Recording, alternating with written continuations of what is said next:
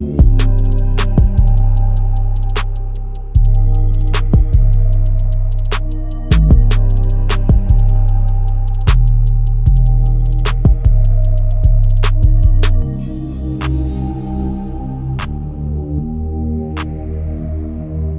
back to the Team to Beat Miami Heat podcast, your one-stop shop for daily Miami Heat content. My name is Amir. For today's episode, we have Martel back on the channel.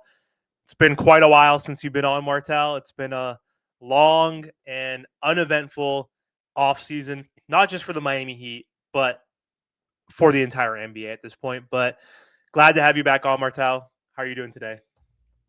I'm doing well, man. The season is definitely approaching, and the way that I look at it, bro, is that the Miami Heat, I think we're going to be pretty good this season. I know that we're going to get into like a few different things, but like if you have Tyler, Bam, Wiggins, now we have Norman Powell, Davion Mitchell, Kelel, Ware, Jovic. I honestly think that the Miami Heat are going to be a lot better than what people think, especially in a weak Eastern Conference. Oh yeah, I'm glad you brought that up. So yes, we do have a few things I want to talk about, but for this episode, this is going to be another Would You Rather episode, episode 3, the Miami Heat edition. And so I've had a couple other episodes, Martel, with Major and Adele from the 5 Reasons Sports Network. And so for this exercise that I'm doing, I want to ask you different scenarios. So I have a few questions lined up for you, and I want you to answer based on what you think will help improve this team essentially this upcoming season. So it's Would You Rather, the Miami Heat edition.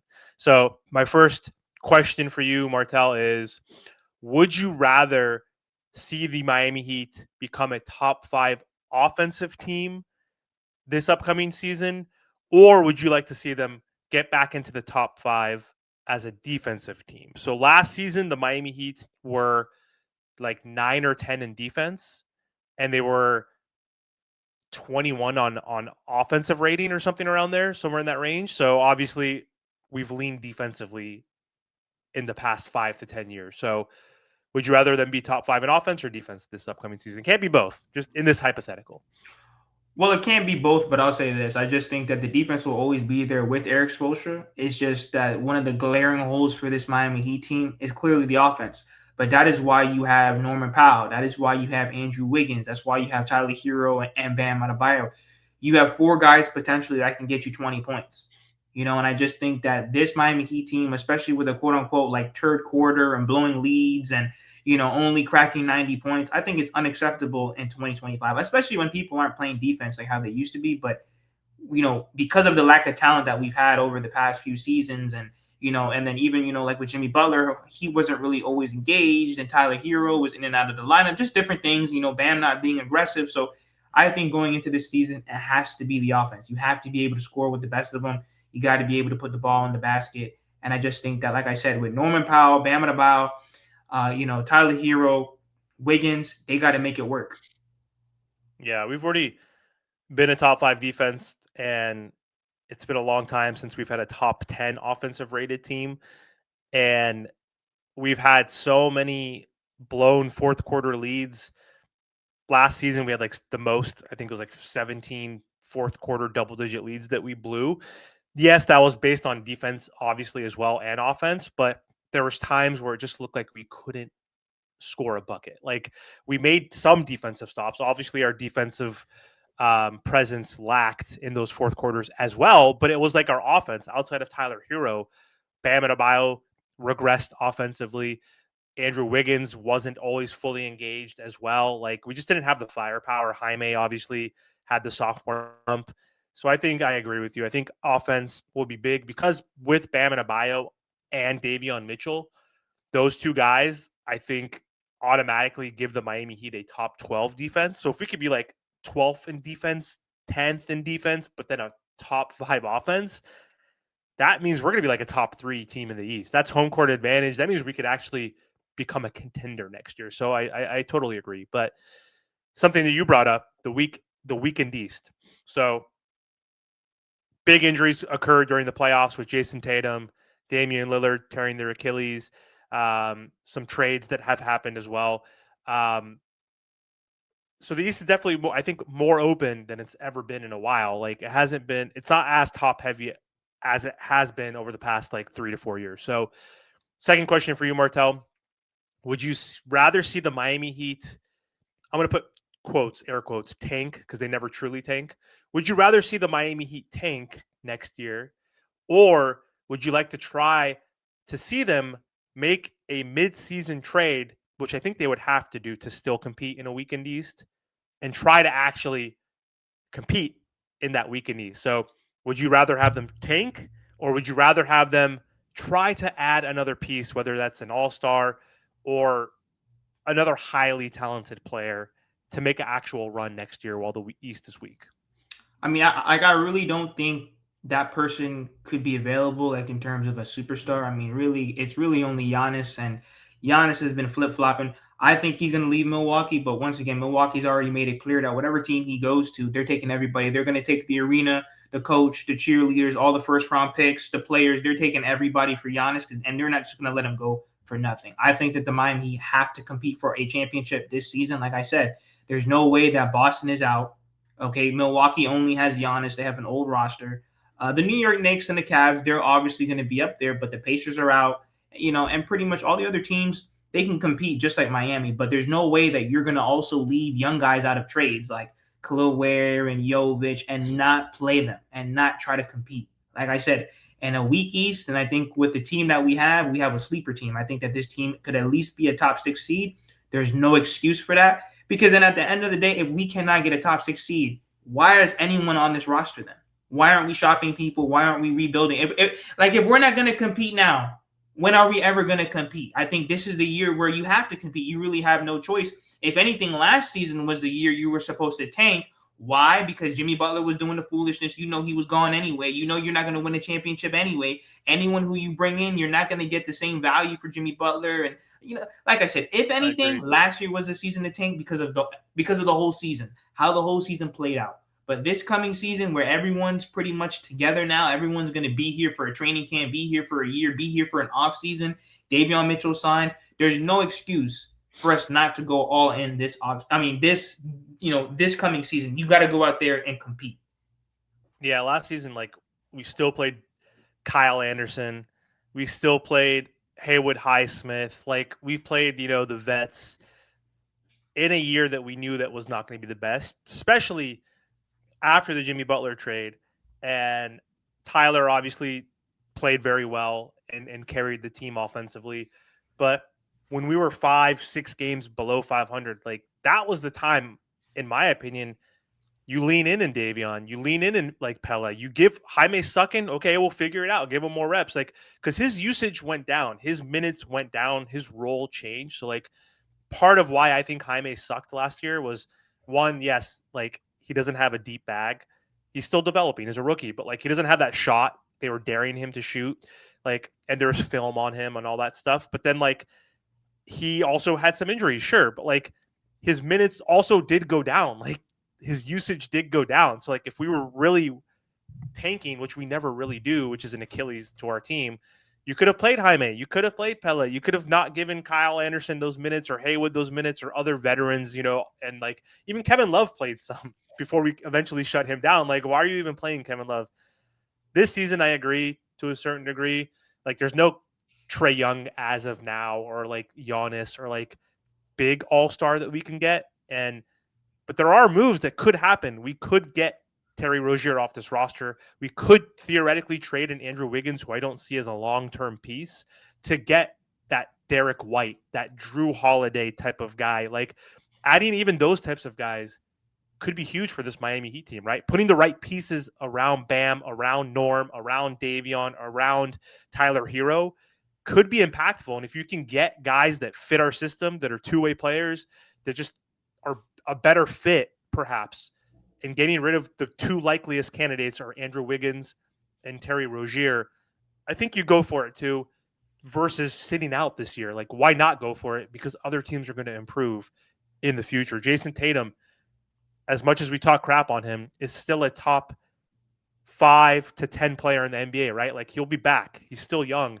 and Boston's going to be a threat again. So why not strike while Boston, is down, while the Bucks are down right now? So I agree. Another question I got for you. involves the starting lineup. We don't know what that starting lineup is going to look like. It doesn't really matter, in my opinion, honestly. It's more about the closing lineup. It doesn't really matter who starts, in my opinion. Yes, it matters a little bit, but question is for the starting lineup, would you rather have Niko start next to Bam Adebayo, or would you rather keep Kelel Ware in the starting lineup next to Bam Adebayo? Tricky question because Bam, he has Niko next to him. He has to maybe go back to that center role. We could play positionless. We play small ball, but still, theoretically, Bam would have to go back to the five. But Niko, man, he's been playing good. He's been getting some hype, during Eurobasket. Does that fit better, or would you Oh, rather no, have no, no. Kelel? Hold on. Because Niko in Europe and Niko in the NBA are two different things. As you True. can see, when Thank Niko's you. playing overseas, they allow him to be him. They allow him to play in transition. They allow him to play very freely. When Niko first came to the Miami Heat, they told him that he needs to be a back to the basket big. That is not his game. When they looked at his tape, the ball was always in his hands. Now, when it comes to Bam Adebayo, now remember, he's made it pretty much crystal clear he does not want to play the five anymore. He made it crystal clear he does not want to play the five. Now, are you going to go to Bam and say, listen, we don't have a backup big, which that's a huge problem right now for the Miami Heat. We do not have a backup big. So are you going to go now to Bam and say, listen, Niko's pretty much almost, 6'11", 7 foot. We're going to put Niko next to you.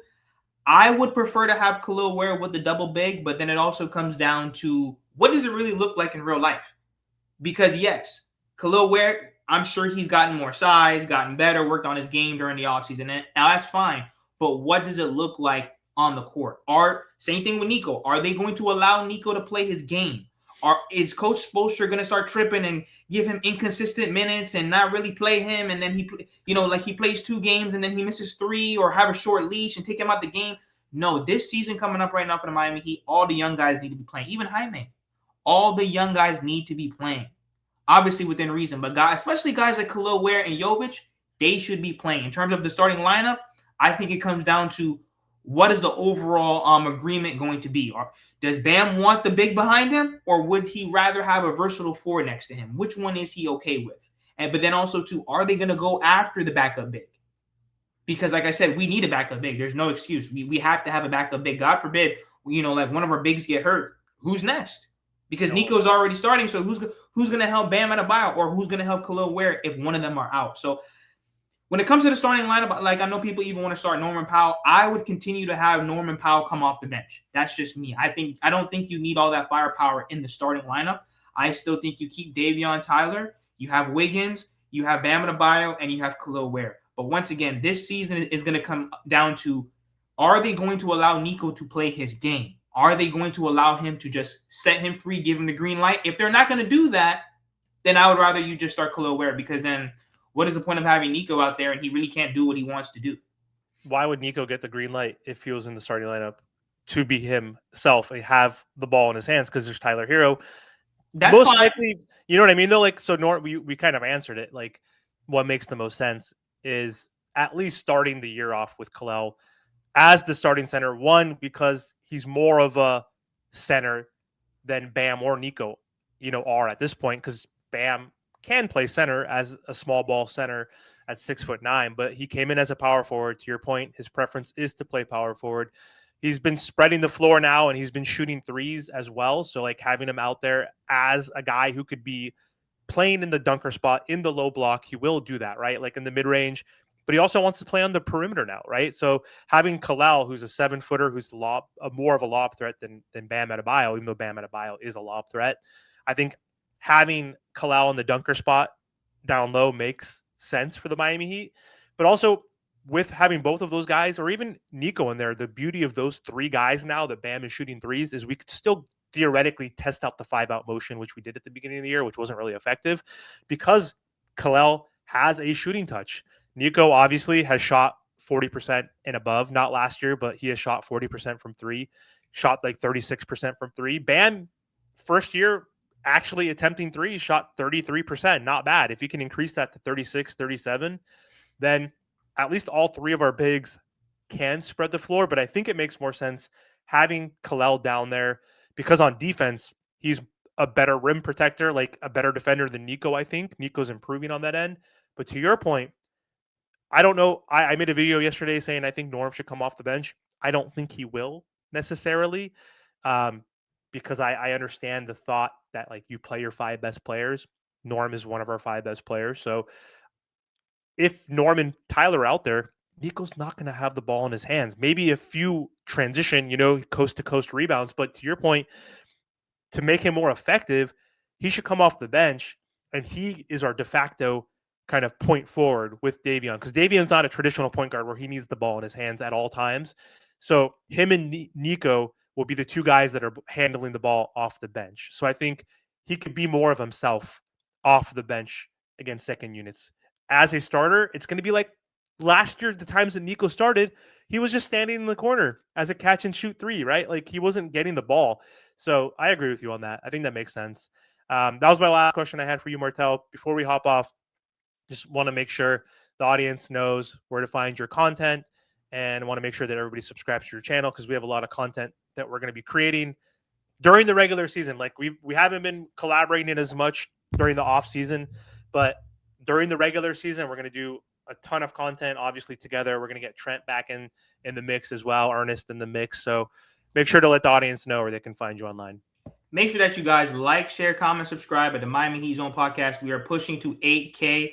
And guys, thank you for all the support. It's like what Amir said. Me, Amir, Ernest, everybody, Trent, we're coming this season. We're going to try to, bring as much content to you guys as possible. And thank you guys for all the support.